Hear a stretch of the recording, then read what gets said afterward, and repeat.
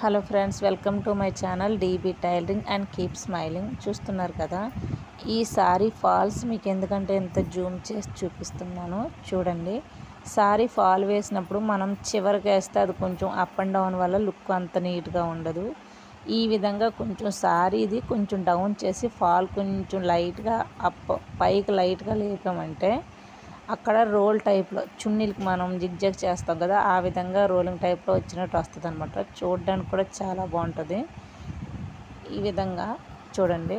అలాగని సారీ టైట్గా లాక్కుండా లూజ్గా మనం స్టిచ్చింగ్ చేసుకుంటూ రావాలి. ఈ విధంగా వస్తుంది అనమాట. చాలా బాగుంటుంది మీరు చూడడానికి కూడా.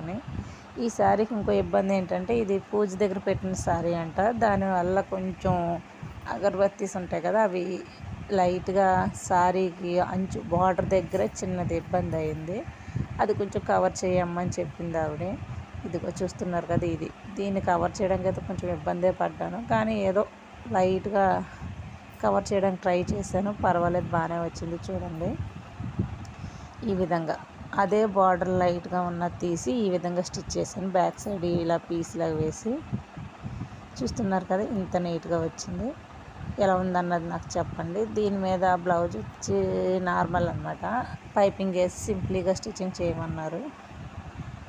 బాగానే ఉంది. మీకు ఎలా ఉందన్నది ప్లీజ్ చూస్తే నచ్చితే please comment my channel. Okay, మర్చిపోకండి. నా ఛానల్ పేరు తెలుసు కదా, DB tailoring and keep smiling.